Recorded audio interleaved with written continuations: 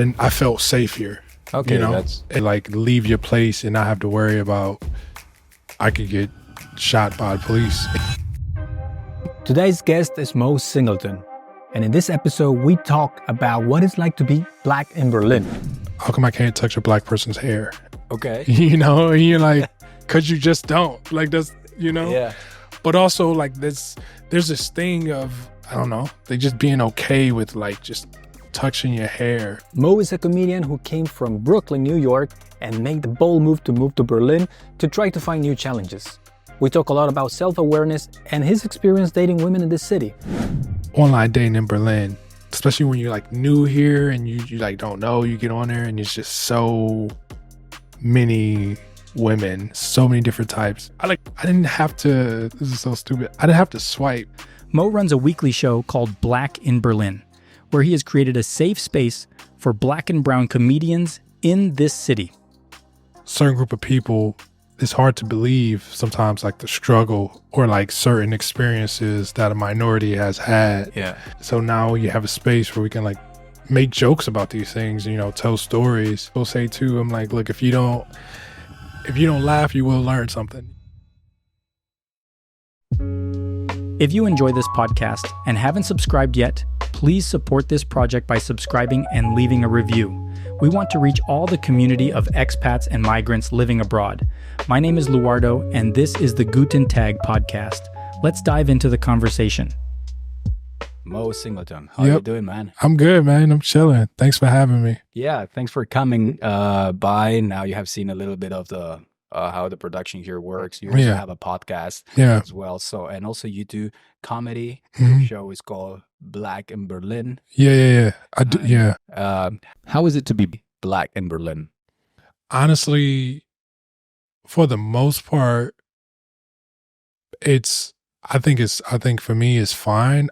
I think the only thing is realizing, or no, actually taking for granted when I was in America of just like my community and just seeing black people all the time, you know, and then like coming out here and you're like, wait, where we at? You know, like where's, you know, you gotta like find and then like the people, sometimes you see people who look black, right? Yeah, and then they're not, or, you know, they're, you know, so it's just, it's different because I'm a black American, you know, and then we have all different types of black out here, which is, you know, especially from Africa and like just all over. But it's also a big Caribbean community out here too. Yeah. So it's cool. It's just, you know, it's really, you know, because I'm still new here. So it's just like learning the area, seeing people, and then just kind of like seeing somebody who looked like you, like, hey man, how you know, like like you get excited. And then my whole thing is like, and they speak French. Right, exactly. You know, so it's like, that's the only thing is like when I see people who look like me and I'm like, all right, I'm gonna say something. But then if they don't speak English, I'm like, crazy. Yeah. Like I said, I took for granted of, you know, the community in America, and now being out here, I'm more appreciative of when I see anyone, you know, that looks like me. And and I try to do that, you know, try to create a safe space for, you know, black and brown comics on my show. Yeah. Where, like I say this on my show, where it's like, it's not a lot of black and brown comics in the city. But so we have diversity acts, which are like the white comics. You know, you know, so it's a space affirmative action for it. Yeah, exactly, right? Yeah. So it's a space for everyone. And like, you know, we just try to have fun and tell our jokes and also tell our, you know, stories. Because I think what's fascinating is that sometimes, you know, certain group of people don't it's hard to believe sometimes like the struggle or like certain experiences that a minority has had. Yeah. Because you didn't come from that, or you know what I'm saying? So it's like, so now you have a space where we can like make jokes about these things, you know, tell stories, but also it's like, yeah, this is what my reality is like, you know. Yeah. At my shows, I get a lot of either like first timers that come to an English comedy show. Oh yeah. But like everyone's usually German, you know? Okay. But it's also interesting maybe for them also to understand from a funny way what are the experiences from some minorities, for example, because they would say, no, in Germany there's no discrimination. We are not racist. Yeah, of because course. Because they actually don't know anyone who is browner than them to share those stories, maybe. Right? Yeah, no, for sure. So it's like I also say too, I'm like, look, if you don't laugh, you will learn something. You know, like that's how that is. You know, if you don't find it funny, you're gonna learn something. And you're like, oh, okay, wow, I learned this. You know, I had this part in the show where I have the audience. I was like, yo, you ever had a question you want to ask a minority or like, you know, a black person or whatever? Like, this is a safe space. You know, like this is where you can ask this question, and then I'll let you know, like, oh, that's racist, or you probably shouldn't ask that question. So you like things like what they have asked in those occasions. A simple one would be like, how come I can't, you know, like, how come I can't touch a black person's hair? Okay. You know, and you're like, because you just don't. Like, that's, you know? Yeah. But also, like, there's this thing of, I don't know, they just being okay with, like, just touching your hair. Or, you know, just touching you. And you're like, what are you doing? You know? And then it's it happens like that? Oh, for sure. Yeah. Like when I used to have locks, women would touch my, like, you know, people just be fascinated. Just, you know, touch my hair and shit. Yeah. And like without asking though. And then you get upset and they're like, I just like your hair. It's like, yeah, you can just admire it from afar or like ask if you could touch my hair. But like, I would never be like, hey, can I touch your hair? That's fucking weird. You know? Yeah. Oh, yeah. Imagine. You go to a blonde girl and say, wow, your hair is so shiny. Can I touch it? Yeah. Weird, right? So why is that weird the other way around? Exactly. But for some reason, it's like they think it's okay. And then it's like it's not. And then also, it's kind of just it's self-awareness. That's what I've like realized. I haven't really picked up on this in America. But like since I've been here, I've noticed like a lot of people here, like they lack self-awareness. And so like that's important, you know. I think everyone who's a foreign might have experienced some level of discrimination or racism at some point. Do you think that? Have you received Nah, I mean, to be honest with you, I haven't really experienced anything. And I'm very like aware and like, you know, watch people and stuff like that. So for the most part, no, I haven't really experienced anything. And also I just don't attract that stuff. You know what I'm saying? Like when I leave my place, I'm going to a destination. Even within that destination en route, it's just like I'm thinking about something. I'm like, you know, I'm not even really, I'm in my own little world. Yeah. Which is also nice too, you know, to like leave your place and not have to worry about I could get shot by the police. You know what I'm saying? Was that something that you were sometimes conscious or thinking when you were living back in your hometown or for sure. Brooklyn? Yeah, for sure. It was just like, because, you know, the police in New York, everything that's happened in New York is pretty wild. So then like, even just leaving out to go do a spot or, you know, anything can happen. And that was something that I realized when I came here was when I spent like a month here.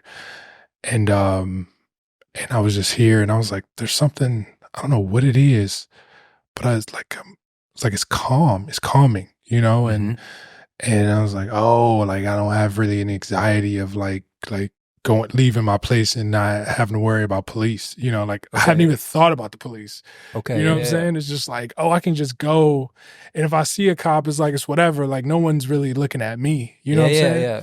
So, and I mean, I'm not saying the police here are like perfect or anything like that because, you know, I've heard stories. I also know like, you know, the groups that they target, of course, but it's just like for me and where I'm coming from, I felt safe here. Okay, you know, and I felt like no one's really like worried about me and like thinking I'm gonna rob them or like I need to the street. Yeah, you know what I'm saying? Yeah, they just totally don't even. Everyone's in their own fucking world, you know? Yeah. It's just like you could walk behind somebody. Like I don't like walking behind people. You know what I'm saying? So I usually try to walk around real fast or whatever. Yeah, or just like because then you like lingering in the back and you just like, all right, I'm taking my time, or I'm gonna speed up and I'm just go around. Well, you know, that's funny about like, walking too fast behind someone. I also very scared of that sometimes, of doing that. I mean, I come from Mexico, so you know it's more dangerous place. And when I was like, I think in my 20s, like early 20s, I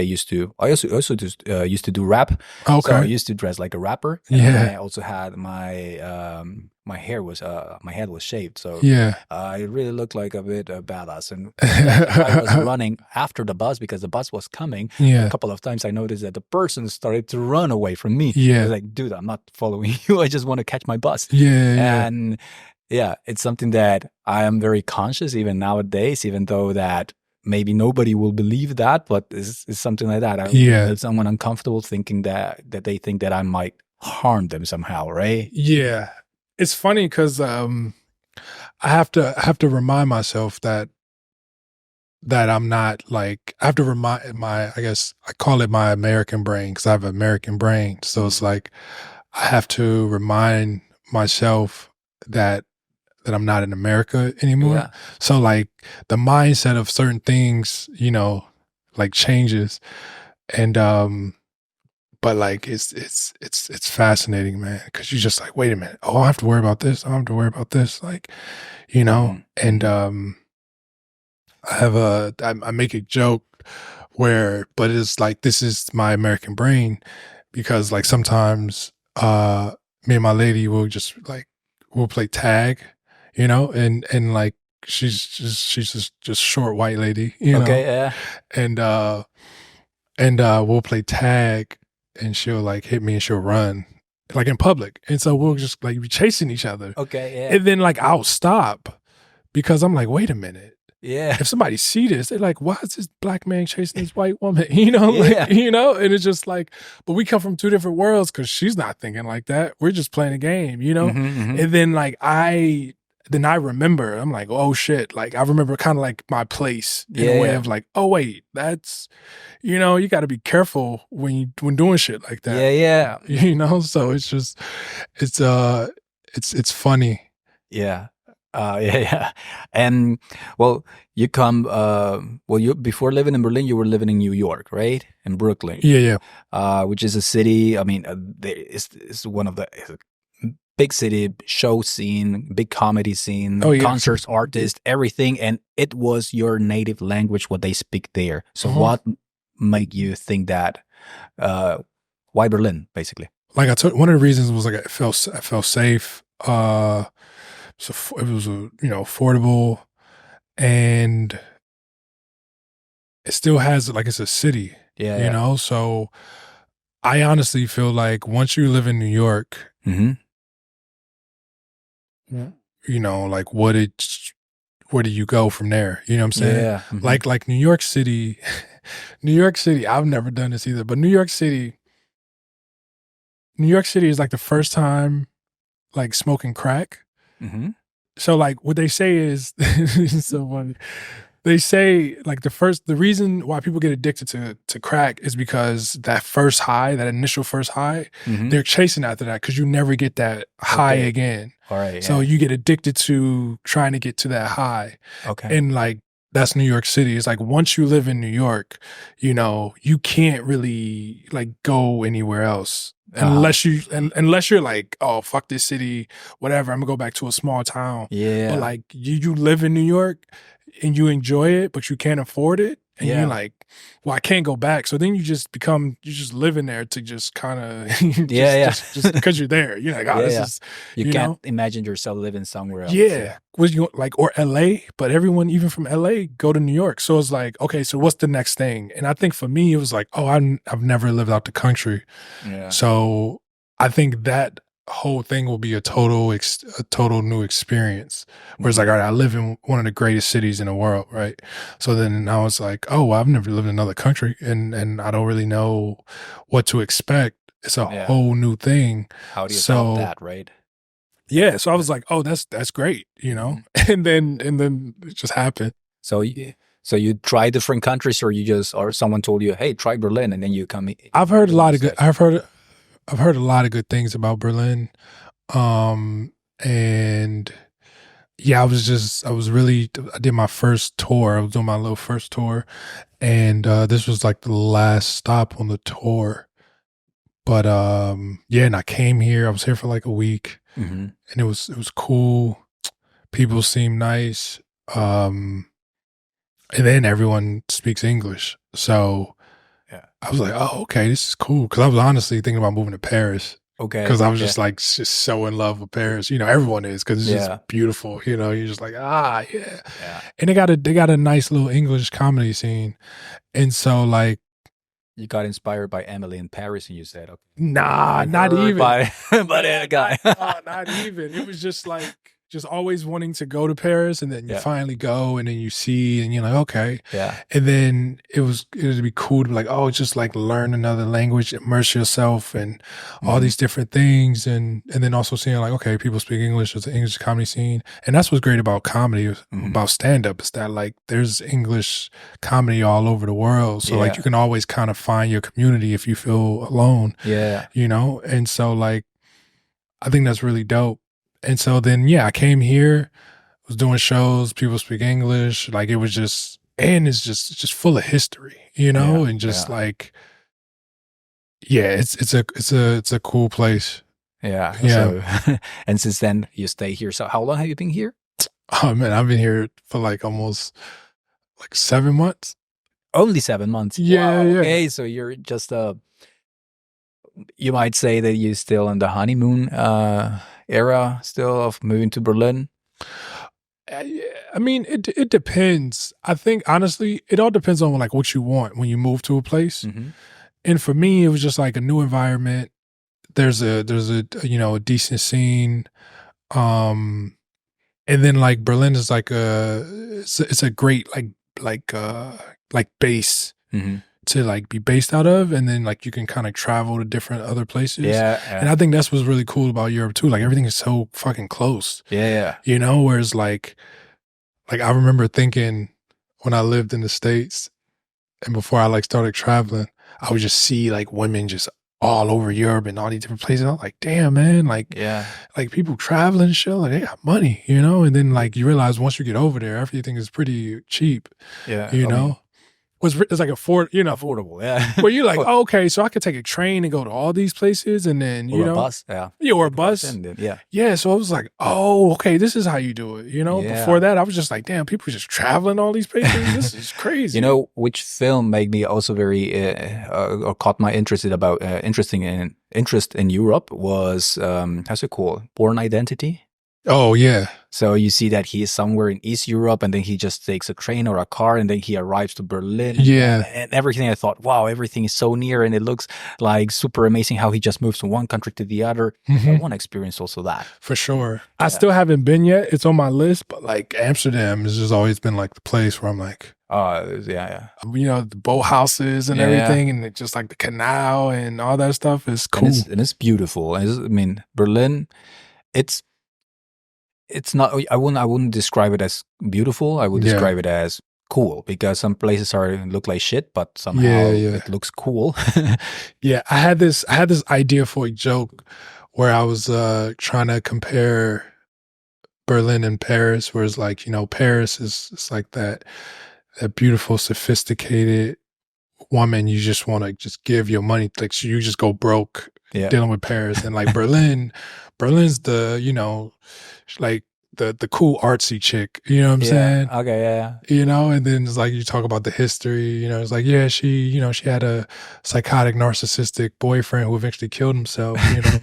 You know what I'm saying? You're like, you know, it's like, you know, we all have our trauma, you know, but it's like at the end of the day, like I said, Berlin is fun. You know? Like there was just like, it's a fun place. I think the respect, it seems like the respect for artists and just like, you know, there's a community and people kind of, they respect the artists here, you know? Like it's an artsy city. Like I don't really party, you know? I drink every so often, but I don't really do anything. Honestly, I write.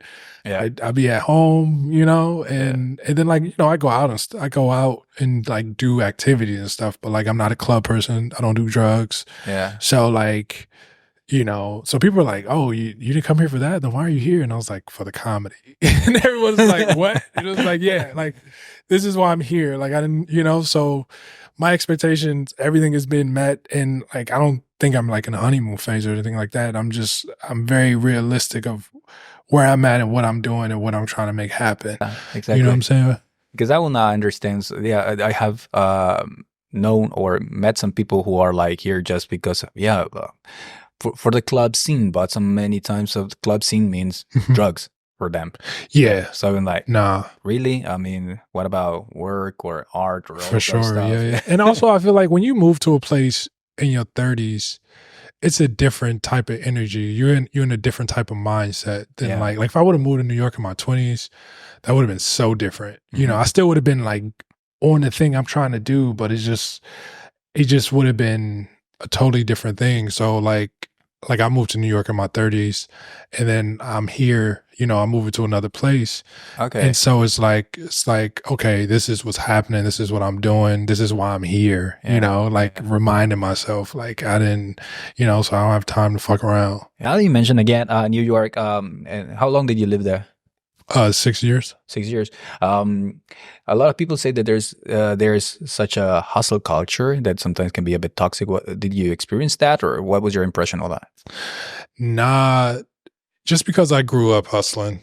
I've been hustling since I was a kid, so it's like we would go to the grocery stores, and then we would just like hang out in front, and we would carry people groceries to their car. Okay. You know what I'm saying? Like shoveling driveways, cutting grass, just hustling just to make some money, just to, not even like I need it, but it's just like you kind of like growing up around like hustlers and like seeing this, you kind of, it's passed on to you, and you're like, all right, well, I mean, if I'm not, instead of being like, oh, can I get some money? It's like, oh, let me just go make some money. You know what I'm saying? And so moving to New York was the ultimate challenge, I would say, because I came from, I'm from Ohio. I'm from Cleveland, Ohio. And from Cleveland, I moved to Virginia. And that's where I started comedy and basically, on this journey of like finding myself. And all of this is East Coast? Or, yeah, pretty much. Ohio's Midwest, and then like Virginia is the South, as they say. All right. When I was in Virginia, because I was in Virginia, I would say about like 6 years too. And when I was in Virginia was one of those places, even when I got there, I was like, oh, give me like 4 years. I can be the man here. You know what I'm saying? And so like all this stuff is happening, and it could, getting close to that. And then I just realized like, oh, that doesn't mean anything. Like I realized towards my last, I would say year or two there, I wasn't being challenged. Like it was very easy to kind of just, level up in a way, and then you get comfortable. And I'm like, well, I don't have anything. Like, this isn't shit, and this was so easy, and I'm like, I need a challenge. And then like, doing comedy, starting comedy and traveling and doing stuff in, Virginia, DMV area. I would go to DC a lot when I started just to watch comics. There was like, it was a nice, really dope comedy scene. And then those comics that were in DC who were killing were thinking about moving to New York. And I remember I was like, oh, should I move to DC instead of New York? But I'm like, if these people killing and they moving to New York, I should probably just move to New York. Yeah. New York is where everything is. So, but also understanding like, oh, when I come here, I remember when I first visited New York and I was doing like mics and stuff, just checking out the scene. I knew, I was like, oh, I'm not funny. Like these people funny, but I understood. I was like, well, if I'm here long enough and, I can get funny, I can get there. Yeah. And so then that's what the understanding was. It's like, all right, you move here, you're starting over, but you're in New York, so many spots, you can get, you can get funny. Do you think you really were not that funny, or it was just more like this imposter syndrome? I think That's a good question. I don't think it was imposter syndrome. I think it was just kind of being realistic with myself. Okay. Because also I told myself when I first got there, I was like, well, I know I'm probably not going to get on any shows until maybe next year. And then like the end of my first year living in New York, I got like I did my first show, and it was my first longest set. And that was insane. Mm-hmm. So doing the mics and building the material, everything I was doing actually paid off. Yeah. And then you kind of just like continue to do that. How much you were paying there in Brooklyn? I mean, New York is one of the most expensive cities. I mean, you were not in Manhattan, you were in Brooklyn, but I can imagine it's a price. Yeah, man. I had a studio. I shared a studio with my ex, and we were paying like $1,600. $1,600 mean that is. Yeah, that, and it was like. What's like this? Maybe like half of this. Half of this? Yeah. Studio. I mean. There was like a separate kitchen, but it was still a studio, okay, you know? 1,600. Yeah. Yeah. Wow. Yeah. And then. And in Brooklyn. Yep. Yeah, man. It's crazy. I remember I came here and I like heard what people were paying, and if you get an old contract or whatever, it's all cheaper than fucking New York. It really is. Yeah. I mean, if you feel that Berlin is cheap in a way, it like gives you a bit of the. I mean, if you come from New York, of course it feels. Yeah, I'm gonna just say it's affordable. Like it's affordable. But imagine 10 years ago. I mean, I didn't hear for sure. Yeah, 10 years ago, this Berlin was cheap as. Well, I couldn't believe how cheap it was. Yeah, and then the space you get is the crazy part. Yeah, where you're like, oh, this is crazy. Yeah, a 2-room, like a 2-room apartment is just a 1-bedroom in America. You know what I'm saying? Yeah. So it's like a 2-3 room here, and you paying like, I don't know, less than maybe 600 euros. You're like, oh shit. Yeah, and capital of the country in quite central. Yeah. So also that motivated you to also come here. You said, okay, I can afford this. But how? As a comedian, you were dedicated as a comedian in New York, or because I can imagine to pay that rent and the lifestyle there, or you get well paid, or you get good money for your gigs there, or how can you survive as a comedian there? I was a gigolo. No, no, I'm playing. No, I mean, so I had a little day job, and I just had side hustles. Okay. Like I've always, like I said, I've been hustling since I was a kid. So like I had a day job. What was your, how to tell it, your vision when you were there? And when you moved here, did you I think it was that just, you left that dream? It was just to get funny. Yeah. It was just to get funny. Yeah, it was just that. And then when I started traveling, and I would come back to, it's like, oh, you live in one of the greatest cities in the world. You got an apartment, blah, blah, blah. And like once I started traveling, I didn't really care. Mm-hmm. I cared more about traveling. Mm-hmm. Like I traveled for like a year and a half, and I lived out of my gym bag. That's all I had. Okay. And then I would come back, to the apartment. And it was like nice to have it, but I was like, I don't really, everything I need and I'm thinking about is in this bag. You know? Yeah. I kind of just, not like overnight, but I kind of just became a bit of a minimalist, Yeah. And so it's like, damn, because like I love sneakers and stuff, and like I have, so many sneakers and all that. Yeah. And that when I traveled, I could only take maybe like 3 or 4. That's also a lot. It's also a lot. You know what I'm saying? But it's like, and then you're like traveling, and this is everything that you need, and you start to realize like, oh, I don't really need much. Like there's a meme of like a photo of this woman's like, oh, I went to this dude's house, or I went to this dude's apartment. He had like a lawn chair, a PS5, and I think a mattress on the floor. Yeah. He's like, I don't understand how you can live like this. Like that's all you need. Like we don't need much. You know what I'm saying? That's what they complain about guys. And there was another meme that say, I think that what women hate about guys is that they don't understand that a guy can be easy just with that. Yeah.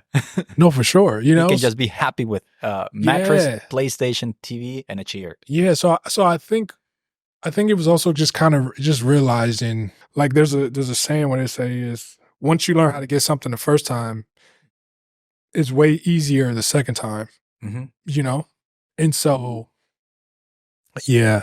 And you know, I had a house, I had 2 cars, I had my dogs, and like I had all these things because I thought that's what I was supposed to have. Like, oh, I'm not married, I'm not in a relationship, so I should probably have a house. I should probably, you know, have these things.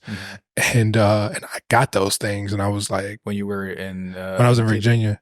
No, when I was in Virginia, I was like, man, this shit sucks. You know, like I got this house, like, you know, like the American dream, house, car, yeah, all that bullshit. Yeah, you know, I was in like I had my second car. I had a 83 El Camino. I was restoring, and because they love like classic cars in Virginia and stuff, and so I had an 83 El Camino. I was restoring. I love that car, and I would go to car shows, and I'm like just hanging out with all these retired dudes.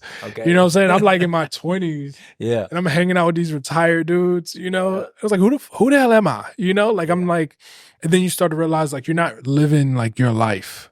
You know, you kind of just live in other people's life or like projections and shit like that until you get to yourself and you're like, oh, actually, I just want to travel. Like, actually, I don't want any of this. You know, I thought I did, but you don't, you know? So in the midst of like that, and then, you know, starting over, then moving to New York with pretty much nothing, you know, and then you sold doing it again. Yeah. Okay. Do you live and work in Germany and you haven't done your tax declaration, the Steuererklärung? Well, stop being afraid because you might be missing a very good tax refund. I didn't know all the stuff that are deductible here in Germany. For example, if you live more than 30 minutes away from work, or if you bought a new laptop or new home office equipment, all of those stuff can be deducted and put on your tax declaration. Sometimes it's difficult to understand all of these laws and everything. You might be wondering, okay, this is too complicated. Well, it is only complicated if you're not using the right tools. And therefore, I want to thank our sponsor of this episode, WunderTax. WunderTax is an online platform where you can file your tax declaration. Very simple. You just need to follow the steps, upload your documents, and then it will calculate how much tax refund you might be granted. The average person in Germany gets around 1,095 euros back. That's a very good opportunity that you might be missing out. So if you want to see how much you might get on your tax refund, go to gutentag.wundertax.de. You can just run a simulation if you want to test it. And also that's the best way to support this podcast. So give it a try, wundertax.de. They have the website in plain English, so you will understand all the tax terminology without any trouble. So now let's continue with the conversation. You didn't move to Berlin because of a girl, as far as I understand. No. How have you been trying to meet girls? How you been dating in Berlin? I mean, you know, I've been dating, you know. I was dating. Let me be clear. I was dating. I was dating. It's interesting, man, because like the online, like the dating apps are crazy. Like here, oh my God, I've never experienced anything as much as like online dating in Berlin. Especially when you're like new here and you like don't know, you get on there and it's just so many women, so many different types, all into some different things. Yeah.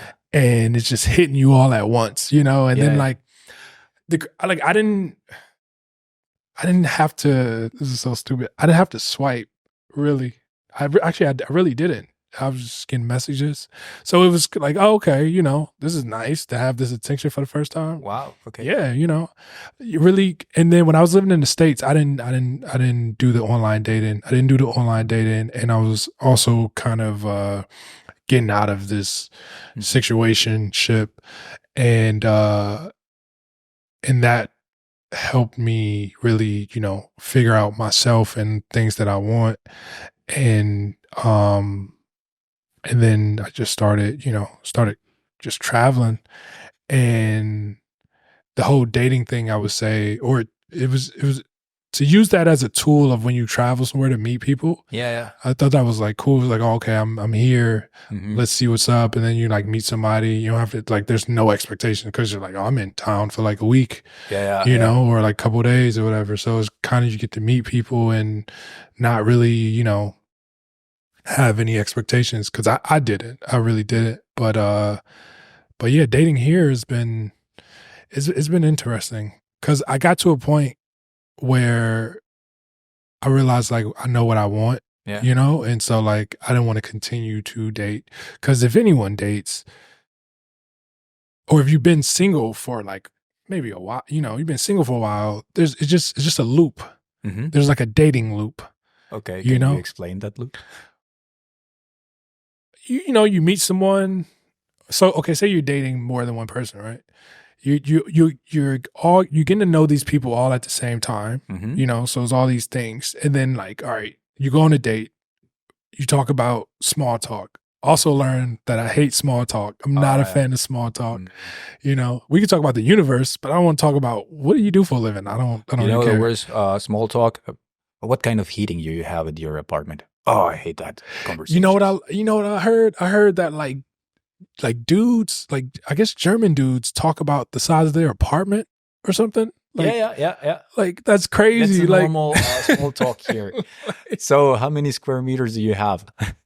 Oh, cool. And do you have a gas heating or oil? I have gas. Oh, yo, that's how much crazy. Did you pay? That will be a wow. That's wild to me, man. Yeah, that's so crazy. All right, so you had to go through the small talk with a girl. Yeah. I mean, it's just, you know, it's just this whole thing of, you know, getting to know a person, but you're just dating. So you're just like different people, and it's the same like conversation kind of, you know? And so like I wanted to do something different, where I was like, okay, I think I know what I want. I was like, I want to be in a relationship. I do, but I'm not trying to rush, you know? And so then like the thing was to just pick, or like, not like pick, but like find someone who seems cool enough that I'm like, actually, I want to invest more in this person and not just continue to date, you know? And so then I just did that.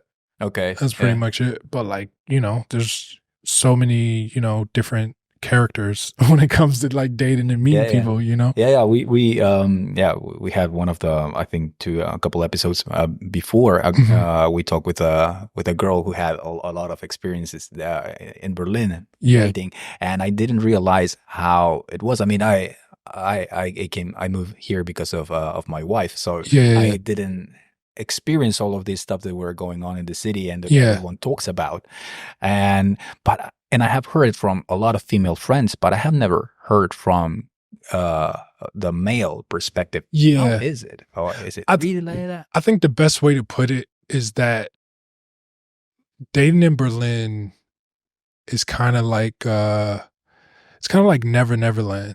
You know what I'm saying? Like Peter Pan. Because it's like you don't have to really grow up here. Yeah. You know? And then like for the most part, you probably get some comments, but for the most part,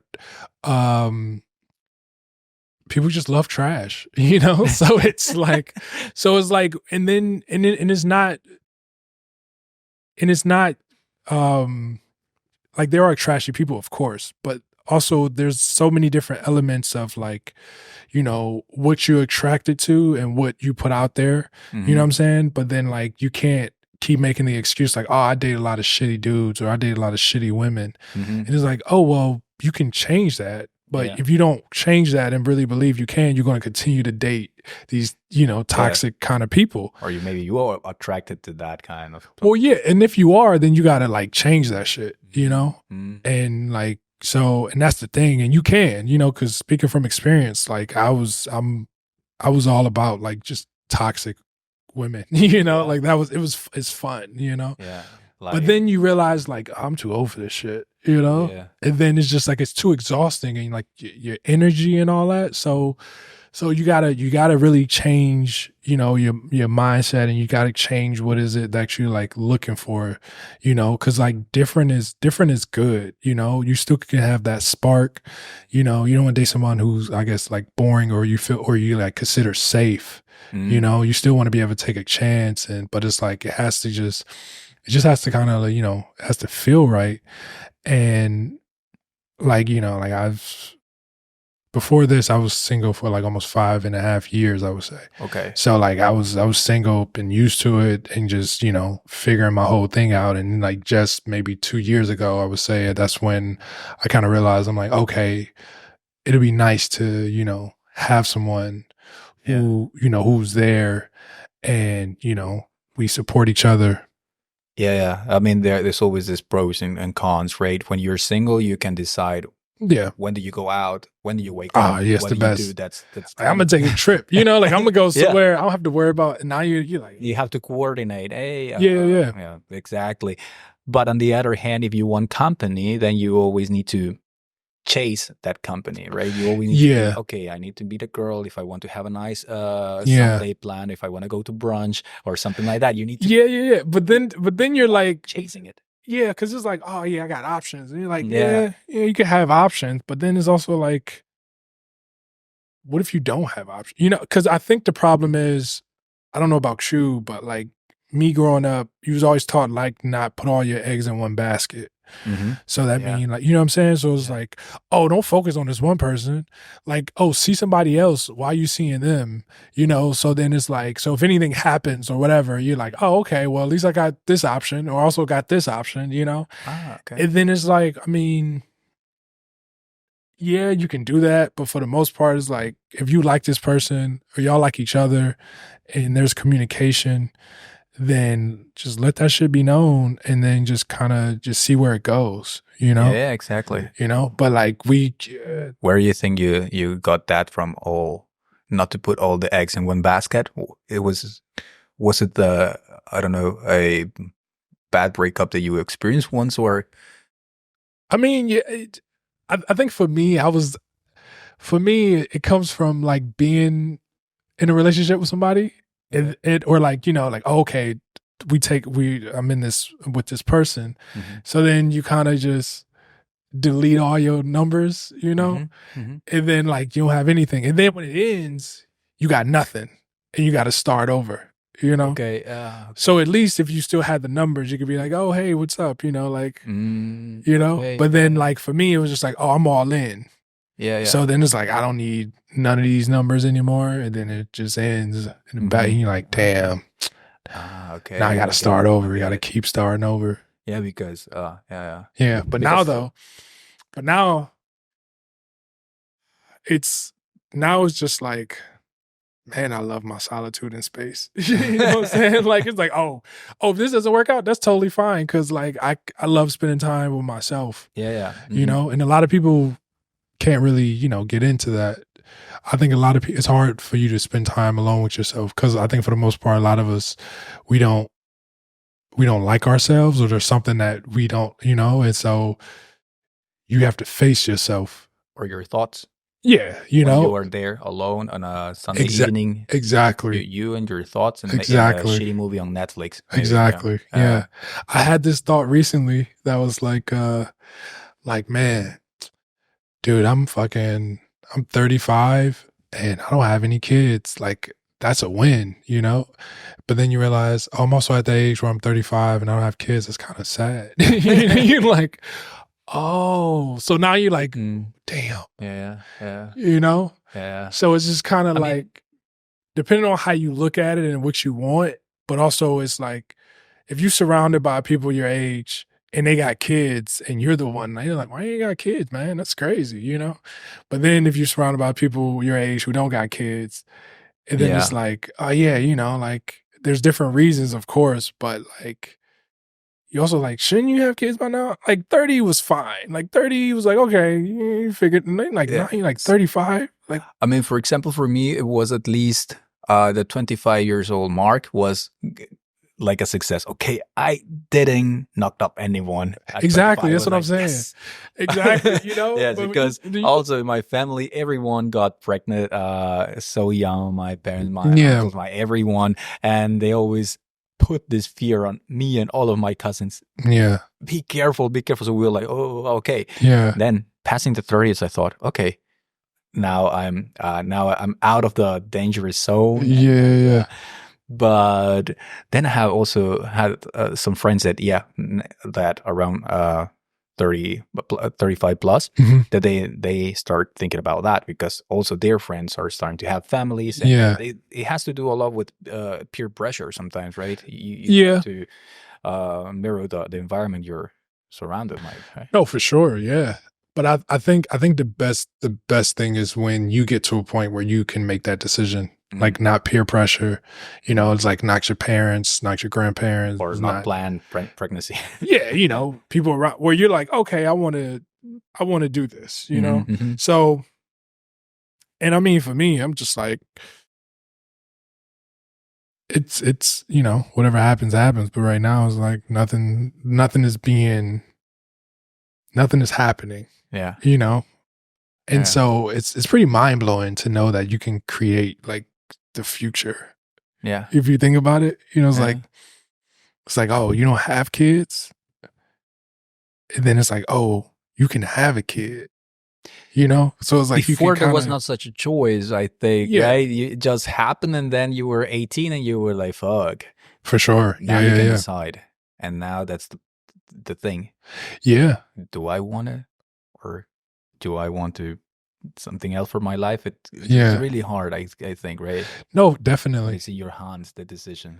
Exactly. That's what I think is like, wow, that's crazy. You can create, you know what I'm saying? Like you can make that or not, Yeah. So yeah. Okay. How do you define success?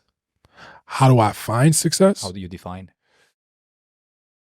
That's a good question. I've been thinking about this a lot, man. I've been thinking about this. I should have wrote this quote down, but like I think it was Alan Watts. Alan Watts said, "We chase after these things or what we think of what is success is, but believe it or not, we actually have it already, And I had to really, I'm like paraphrasing, but like I had to really think about that when I heard that. And it was like, success to me is like, oh yeah, like making a certain amount of money, doing these shows and just being able to provide and do these things for myself. And if I want to have a family, I could do that from just, being funny, telling jokes and all these things. But then it's like, yeah, that's the idea. But I think the real success is like the freedom of being able to kind of just like do what I want to do, Yeah. And like I have that freedom, and for the most part, I take advantage of it. And then there's some moments where I'm just like sitting there scrolling, but like I have that freedom, you know, and it's difficult to have that freedom. It is, because when you get it, I think the crazy part is when you get that freedom, and you just like, damn, I asked for this, Like I'm a firm believer, like the universe will give you what you want, if you ask for it, right? But the thing is like it's gonna give it to you, but then now you're like, oh, what do I do with this? And you just waste your damn time, You just like, because then it's like you didn't really want that, because if you did, you would have, and even if you work in a job, like doing all these things, like with comedy, like you work during the day, you do comedy at night and whatever else you're doing, but you're like doing everything to make it happen. There's no excuse. So even having a kid, working, you still kind of make it happen. And I feel like, there's a lot of people who like make excuses, and it's just like they say, we all have the same 24 hours, Yeah. So it's just like, it's up to you what you do with that. And, freedom has always been important to me. And, I have that. I'm able to kind of create my own schedule and, do these things. And so I am successful, what my success is compared to someone else, it's going to be totally different, or the idea of what people think success is. Yeah. And so I think me being happy for majority of the time, that's successful. Like that's like being able to be happy, to bring joy to people, and like have my freedom. That's like, to me, that's success. Like non-material success. It has been a very cool conversation, very, very deep. That's cool, man. I mean, yeah, I try not to go, too deep, but also I try to, there's like a balance, everything is about balance. So it's like, you letting people know who you are, and also how you think, just talking about whatever it is, as far as thoughts for your thoughts. Yeah. Last thing, piece of advice to new people who just arrived in Berlin. Don't buy a ticket. No, just no, I'm joking, bro. I got a subscription, man. I'm so mad because like no one has checked me on this train. No one. I'm like, man, this is the day you cancel it. That's the day they will control you. No, for sure. Especially when it started getting warm. A piece of advice, really, really experience the city, and not like really embrace the city, and not have any expectations of what you think it's going to be. Because, like New York City, people see it in the movies and television, and then they get there thinking they're going to have that experience, and you end up getting robbed. Like there's like it's a different experience. And I think for me, what I did was I just kind of embraced the city. I didn't have any expectations because, like, first of all, I was like never been here, so I was just kind of embracing the city.